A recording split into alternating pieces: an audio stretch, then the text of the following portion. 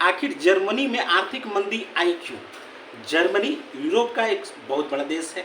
पूरे European union का 25% अकेले जीडीपी का बराबर का देश है। आखिर ये आएगा, आखिर ये जो आर्थिक मंदी आ रही है जर्मनी में घुस चुकी है, क्यों आई?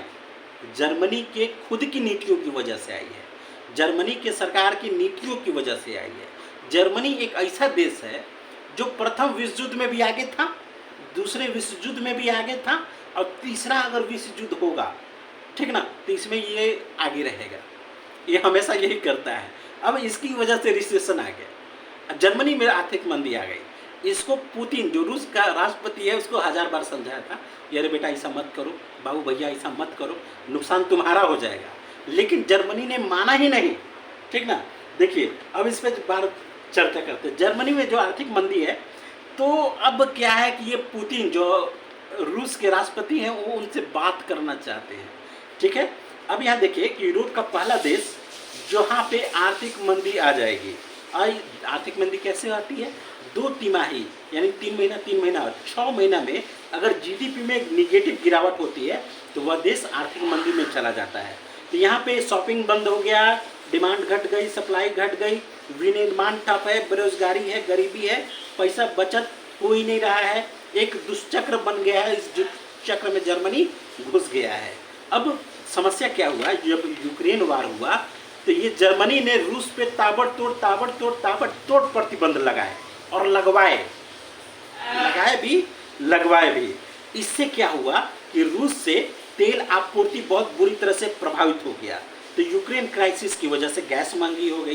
पुतिन ने समझाया जर्मनी को, उसके राष्ट्रपति को, प्रधानमंत्री को, सबको समझाया कि ज़्यादा उछलो मत, बर्बाद हो जाओगे, तुम ही बर्बाद होगे, हमारा कोई नुकसान नहीं होगा, ठीक ना।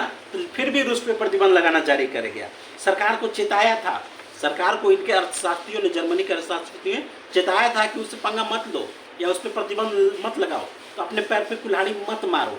लेकिन मैंने कहा ना, प्रथम विश्व युद्ध हो, दूसरी विश्व युद्ध हो, जर्मनी ही लीड करता है, तो तीसरा विश्व युद्ध होगा तो उसको लीड कौन करेगा? यही जर्मनी ही करेगा। तो यूक्रेन को वीपनाइज कर रहा था, यूक्रेन को हथियारों से मदद कर रहा था, ये सारी चीज़ें।